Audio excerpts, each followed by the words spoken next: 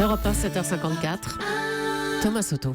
L'an dernier, 26 000 personnes, 26 000 sont mortes sur les routes européennes, un chiffre en hausse pour la première fois depuis 2001. Bonjour Danny Cohn-Bendit. Bonjour Thomas. Cette info, vous l'avez trouvée en lisant Die Welt en Allemagne. Alors c'est pas le genre de sujet sur lequel vous vous arrêtez d'habitude, mais là ça vous a secoué, Danny.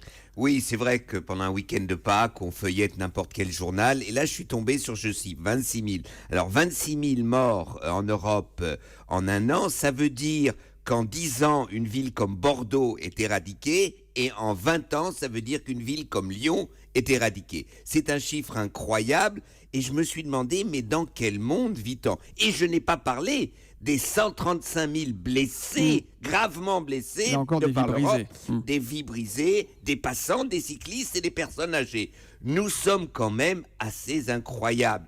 Et donc, d'un côté, et avec raison, nous sommes secoués par les morts du terrorisme, de la guerre, et d'un autre côté, eh bien, nous acceptons d'une certaine manière, parce qu'on n'y pense pas, eh bien, ces milliers de morts, et ça continue et ça n'arrête pas. Le paradoxe, c'est lorsque l'on grimpe dans nos voitures, on se sent en sécurité, Danny, et on a tort.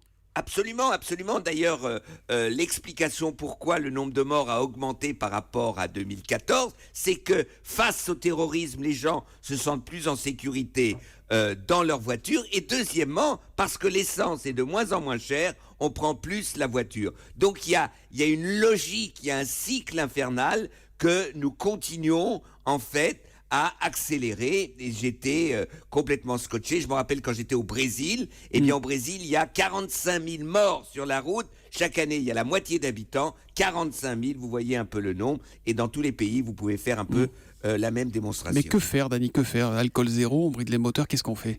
Alors, moi, j'ai été scotché, c'est ce que j'ai dit. J'ai pas la réponse, je sais pas. Alcool zéro, oui. Aller moins vite, oui. Mais vous savez, la plupart des accidents, c'est dans des villes, on va même pas trop vite. Donc, l'affaire du 30 à l'heure dans une ville, au plus du 50 à l'heure. Donc, vraiment, réduire la vitesse, c'est une chose. Mais deuxièmement, faire attention, rouler donc plus prudemment. Ça paraît complètement gnangnan ce que je dis, mais c'est la seule C'est la seule manière, sécurité pour rentrer à la maison ce soir. Voilà, c'est soir. Et puis voilà, je dis ça, moi j'ai été frappé par ce chiffre, tout le monde en fait ce qu'il veut.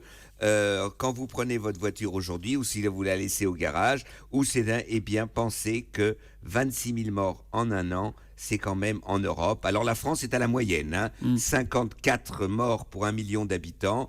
C'est loin derrière la tête du peloton, la Bulgarie, la Roumanie. Et c'est le double de l'Angleterre, la Suède et la Hollande. Voilà, alors et la pourquoi France, il y a c'est le double en France, je ne sais pas. Et on se relâche en France, on l'a vu avec les chiffres des 2 dernières années. L'humeur de Danny tous les matins, c'est à 8h moins 10 sur Europe 1. À demain, Danny. À demain Thomas, ciao ciao.